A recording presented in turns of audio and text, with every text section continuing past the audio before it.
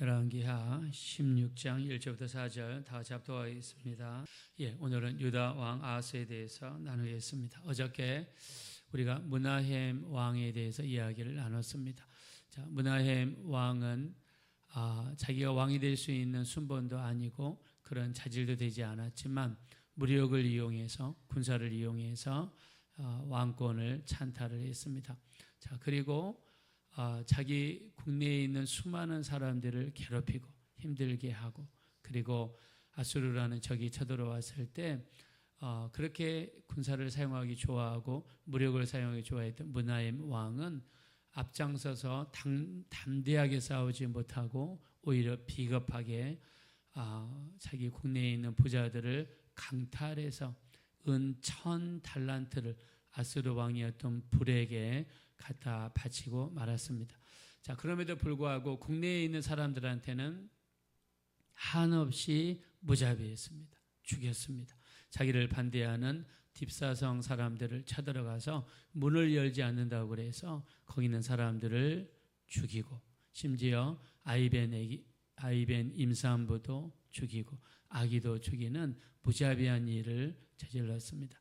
밖에 있는 사람들한테는 한없이 잘하지만 자기 집에 있는 사람들한테는 한없이 매몰찼던 이런 일을 했던 사람이 므나헴이라는 왕입니다.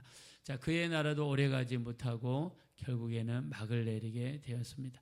자, 오늘은요 아하스라는 왕입니다. 아하스라는 왕은 유다의 왕인데요, 이 왕은 나이에 올랐을 때 20살의 나이에 왕이 올랐습니다. 자, 우리 한번 1절 말씀 보겠습니다. 자, 1절 말씀 한번 다 같이 읽어봅시다. 시작. 르말라의 아들 베가 제17년에 유다의 왕 요담의 아들 아하스가 왕이 되니.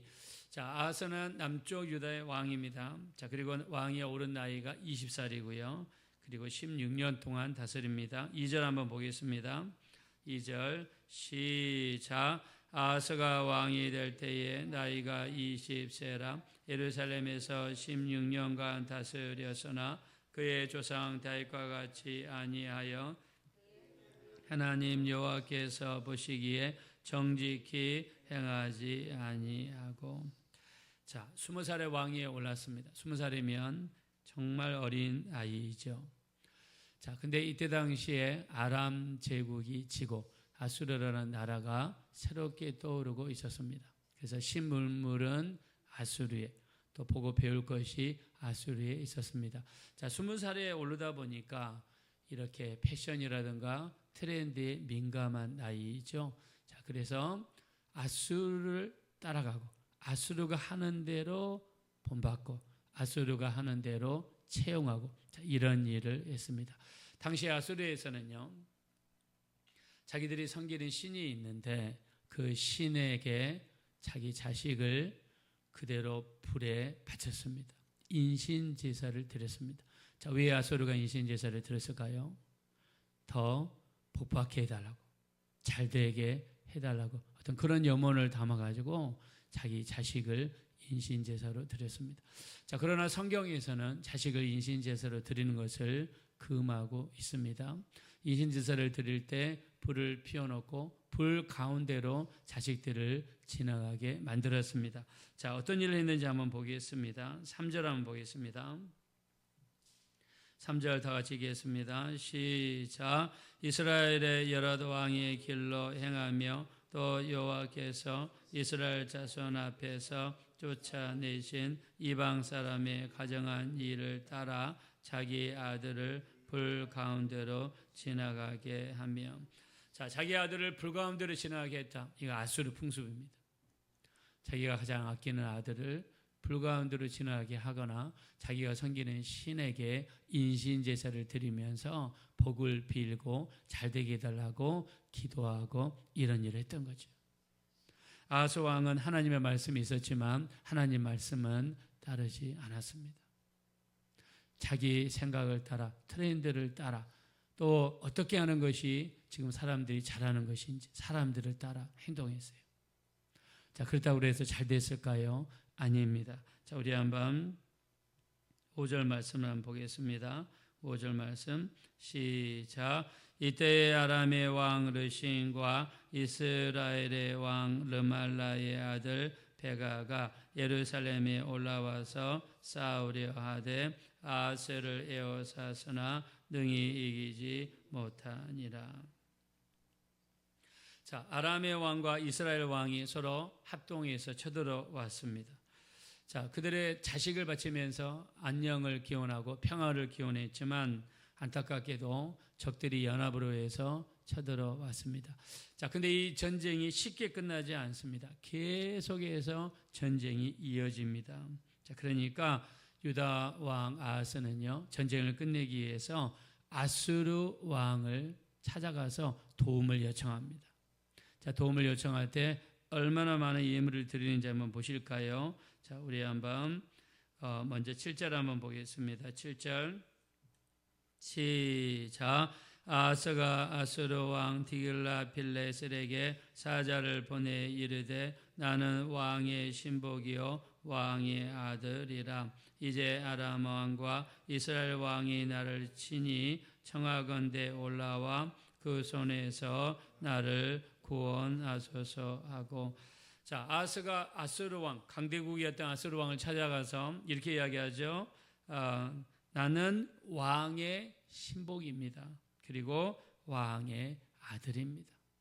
자, 자기를 철저하게 왕의 신하라고 하면서 자기를 낮춥니다.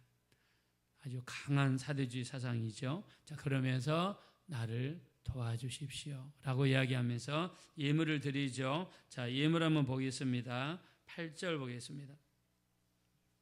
다 같이 한번 읽어보겠습니다. 시작.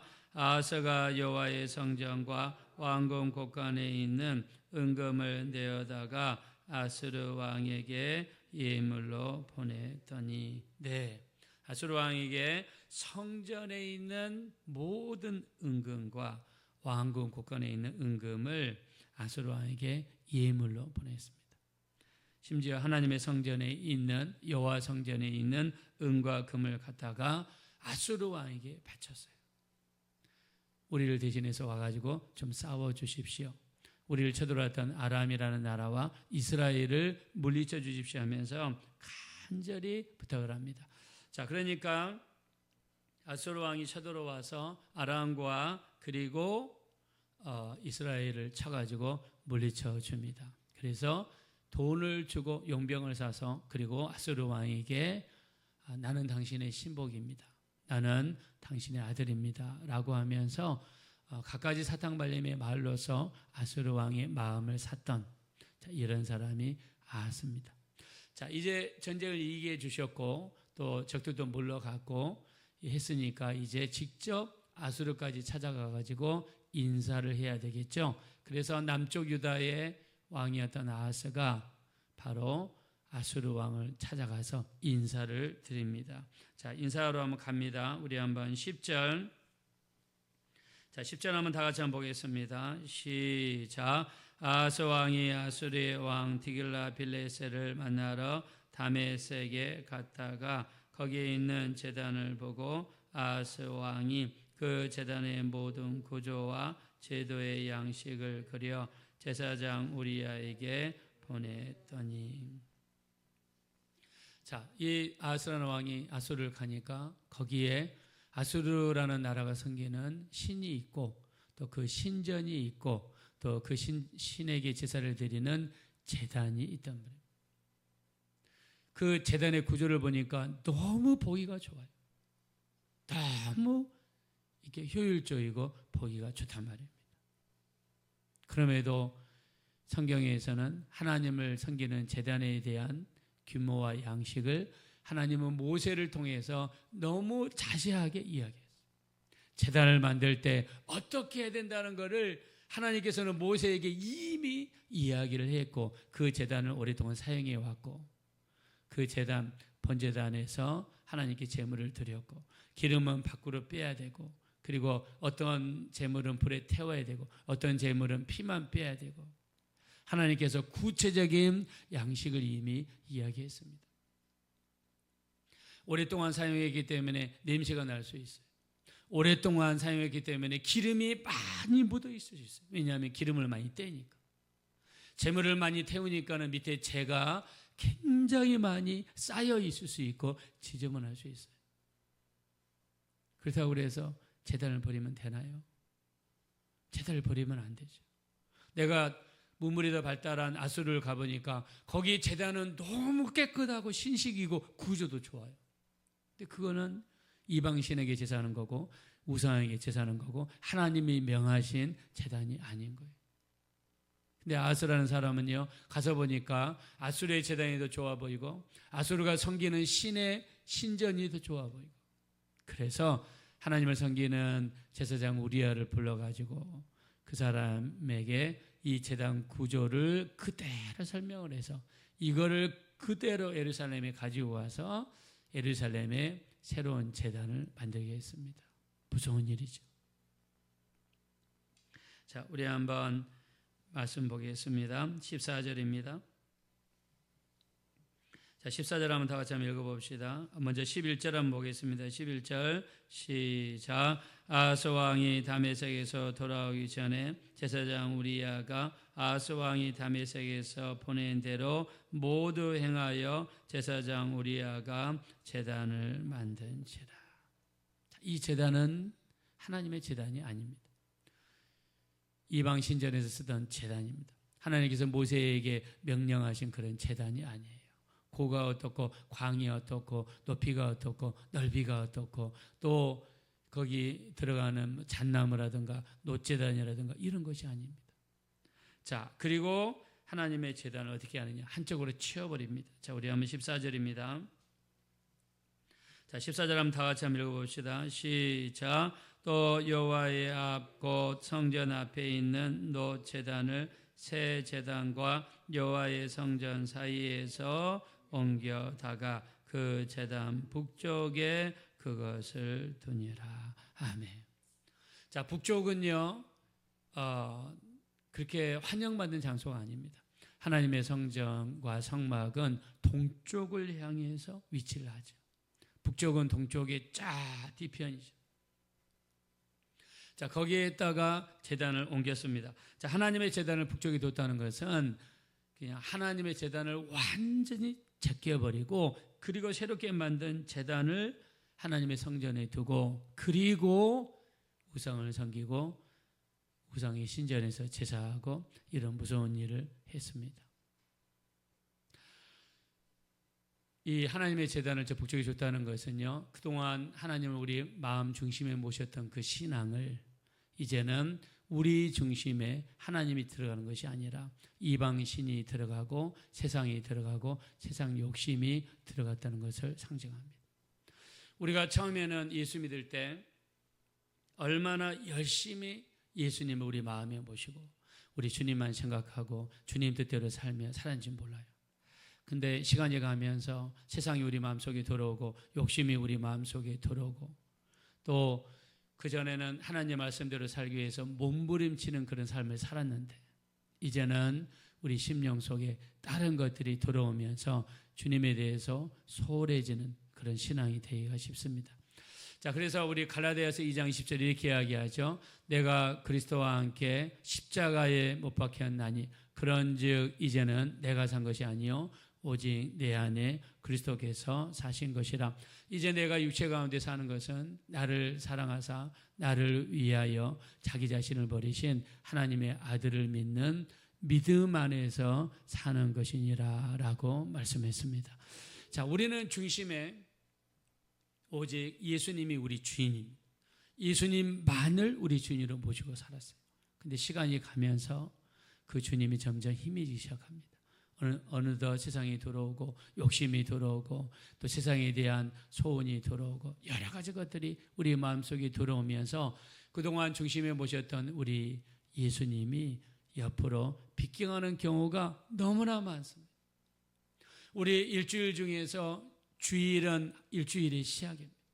옛날에는 주일 아침부터 일찍 일어나서 하루를 정말 구별해서 일찍 일어나서 몸을 정결하게 하고 집에서 가장 깨끗한 옷으로 갈아입고 내가 주일을 지키기 위해서 철저하게 구별해서 하나님께 드리는 그런 신앙이었어요. 근데 이번에 연휴 보니까 우리 교회에도 젊은 사람들 보니까 이렇게 이 주일이 중요한 게 아니에요. 그 연휴 긴 기간을 어떻게 이용해서 우리가 재밌게 보낼까, 알차게 보낼까, 여행을 갈까, 그게 중심이더라고요. 어느덧 옛날에는 예수님이 내 중심이 되고 정말 하나님이 중심이 되었는데 시간이 지나면서 점점점 희석되어 갑니다. 그래서 우리 시간이 갈수록 우리 어떻게 해야 되는가? 우리 골로새서 3장 1절과 2절에 보니까 그러므로 너희가 그리스도와 함께 살리심을 받았으면 위의 것을 생각하라. 땅의 것을 생각하지 말라. 위의 것을 생각하라고 그랬는데 우리는 시간이 지날수록 점점 밑으로 파묻어가는 우리 자신을 봅니다. 성경은 우리 땅에 있는 지체를 죽이라고 그러죠. 골로새서 3장 5절에 보면 땅에 있는 지체를 죽이라. 곧 음란과 부정과 사욕과 악한 정욕과 탐심이니 탐심은 우상 숭배니라. 이것들로 말미암아 하나님의 진노가 임한다고 그랬습니다. 옛날에는 예수님이 우리 안에 있었는데 어느덧 시간이 지나 보니까 음란과 부정과 사욕과 악한 정욕과 탐심이니 탐심은 우상 숭배라고 그랬습니다. 자, 이런 것들 때문에 하나님의 진노가 우리 속에 임한다. 자, 성경에 보면 마음속에 예수님으로 가득 찼던 사람들 속에 마귀가 들어가니까 그 결과가 좋지 않습니다. 자, 우리가 잘 아는 아나니아와 삽비라죠. 사도행전 5장 3절에 보니까 어찌하여 사탄이 네 마음에 가득하여 성령을 속이고 땅값을 말을 감추었느냐. 자, 어찌하여 사탄이 네 마음에 가득하여, 사탄으로 가득했던 사람들이 아나니아와 삽비라죠. 또 요한복음 13장 2절입니다. 마귀가 가룟 유다의 마음속에 예수를 팔려는 생각을 집어넣었다고 그랬어요. 가룟 유다의 마음속에 예수를 팔려는 생각이 들어갔습니다. 우리 예레미야 17장 9절에 보니까 만물보다 거짓되고 심히 부패한 것은 마음이라. 누가 능히 이를 알려야마나 그랬습니다. 자, 우리 마음은요 만물보다 거짓되고 심히 부패했다고 그랬어요. 이게 우리의 마음입니다. 그래서 잠언서 4장 23절에 보니까 모든 지킬만한 것보다 더욱 내 마음을 지키라. 생명의 근원이 이로부터 나느니라. 이렇게 말씀했습니다. 우리 아하스는요 시간이 지나면서 하나님을 섬기는 신앙에서 나중에는 시간이 지나면서 하나님의 제단, 노제단을 북쪽에다가 밀어버리고 말았습니다. 그리고 그 자리에 세상이 들어오고 새로운 신이 들어오고 새로운 신전이 들어왔습니다. 자, 우리도 시간이 지나면서 우리 마음 중심에 계셔야 될 그리스도가 사라지고 세상이 들어오고 욕심이 들어온다면 그거는 무서운 일입니다. 우리 이사야서 7장에 보니까요 아하스 시대에 활동했던 선지자가 이사야입니다. 자, 이렇게 하나님의 제단을 북쪽으로 옮겨버리고 이 중심에 하나님이 떠나버린 아하스를 찾아와서 이사야가 아하스 왕에게 경고합니다. 이사야서 7장 10절부터 14절에 보면 하나님께 구하라, 하나님께 구하라 하면서 이사야는 끊임없이 왜 이방신에게 구하느냐, 하나님께 구하라, 하나님께 간구하라, 하나님을 마음에 두라라고 끊임없이 옆에서 설득했습니다.